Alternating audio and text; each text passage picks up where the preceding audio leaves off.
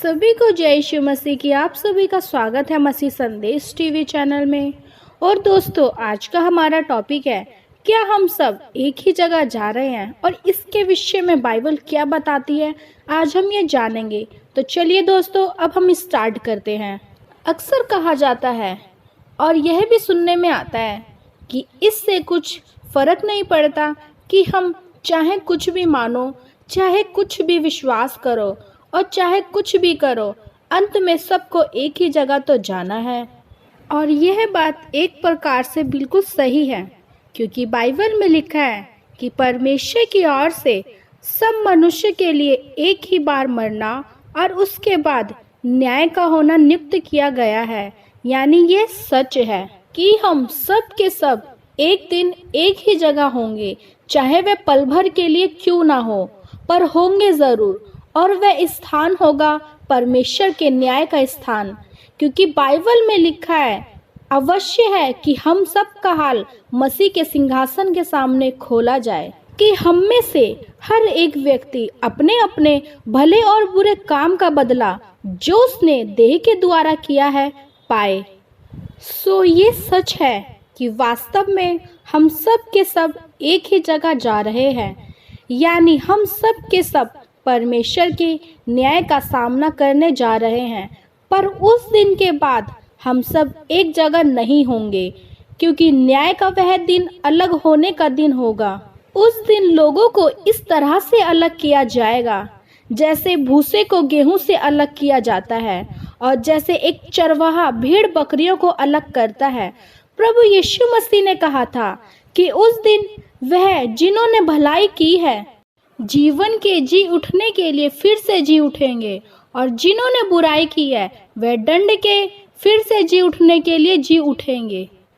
और प्रभु यीशु मसीह ने कहा था कि वह जीवन अनंत जीवन होगा और ऐसे ही वह दंड अनंत दंड होगा। दोस्तों, परमेश्वर हम सब का आत्मिक पिता है। उससे हम सब की चिंता है, क्योंकि वह जानता है कि हम सब पाप के कारण नरक में प्रवेश कर रहे हैं, क्योंकि वह हमें स्वर्ग में देखना चाहता है। इसलिए उसने हमें बतलाया है कि हम वास्तव में क्या हैं, हम पृथ्वी पर कैसे आए हैं और हमें कहाँ जाना है। उसने हमें ये भी बतलाया है कि हम पाप के दंड से बचने के लिए उसने हमारे लिए क्या किया है। दोस्तों, परमेश्वर तो सच में यह चाहता है कि हम सब के सब एक ही जगह पर अर्थात उसके स्वर्ग में प्रवेश करें, पर उसने अपनी पुस्तक में हमें ये बताया है कि ऐसा वास्तव में संभव नहीं है, क्योंकि वह जानता है कि पृथ्वी पर अधिकतर लोग परमेश्वर की इच्छा पर ना चलकर अपनी या अन्य लोगों की इच्छा पर चल रहे हैं। बाइबल में परमेश्वर ने बतलाया है कि शरीर के काम तो प्रकट हैं, अर्थात व्यभिचार, गंदे काम, लूचपन, मूर्ति पूजा, टोना, बैर झगड़ा, ईर्ष्या, क्रोध, विरोध, फूट, विद्धम, ढा, मतवालापन, लीला कीड़ा और इनके जैसे और भी काम हैं।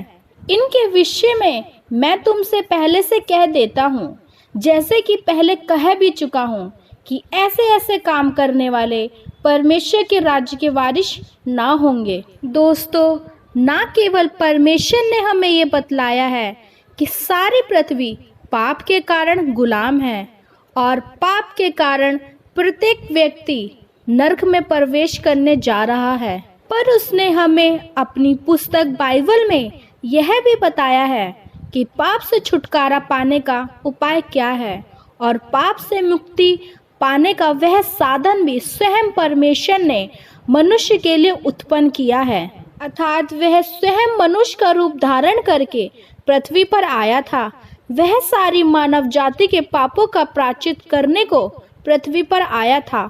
उसी ने यह योजना बनाई थी कि झूठे दोषी के आधार पर वह पकड़ाया जाए और अपराधी ठहराया जाए और एक गुनहगार की तरह क्रूस के ऊपर चढ़ाया जाए, क्योंकि यदि ऐसा ना होता तो कोई क्या परमेश्वर को दोषी ठहरा सकता था? क्या कोई परमेश्वर को हानि पहुंचा सकता था? प्रभु यीशु मसीह ने तो स्वयं मुर्दों को जिंदा किया था, पर फिर उसने खुद अपने आप को मौत के हवाले कर दिया, क्योंकि वह इस काम को करने के लिए स्वर्ग छोड़कर पृथ्वी पर आया था। वह जगत के पापों का प्रायश्चित करने को आया था। उसने अपनी जान दे दी थी और अपना खून बहा दिया था ताकि उसके द्वारा हम सब अपने अपने पापों से छुटकारा पाकर स्वर्ग में जाने के योग्य बन जाएं। पर क्या दोस्तों, हमने स्वर्ग में जाने के लिए परमेश्वर की बातों को माना है? दोस्तों, जो कुछ परमेश्वर ने हमारे लिए किया है, अर्थात हमारे पापों से मुक्ति और छुटकारा दिलवाकर स्वर्ग के योग्य बनने के लिए उसने जो हमारे लिए कुर्बानी दी है, उससे हम केवल तभी आशीषित हो सकते हैं जब हम परमेश्वर की बातों को मानते हैं। प्रत्येक जन जो स्वर्ग में जाना चाहता है, उसे चाहिए कि वे परमेश्वर की बातों को मानकर उसके पुत्र यीशु मसीह पर विश्वास लाए और अपने वर्तमान जीवन से अपना मन फिराए और अपने पापों की क्षमा के लिए यीशु मसीह की आज्ञा के अनुसार बपतिस्मा ले, यानी एक मरे हुए व्यक्ति की समानता पर पानी की कब्र के भीतर गाड़ा जाए और उससे बाहर आकर एक नए मनुष्य की चाल चले, अर्थात प्रभु यीशु मसीह के सिखाए हुए आदर्श पर चले। दोस्तों, आज की वीडियो में इतना ही। जितनों ने मेरी वीडियो देखी, परमेश्वर उन सबको ब्लेस करे और आशीषों से भरे। आमीन।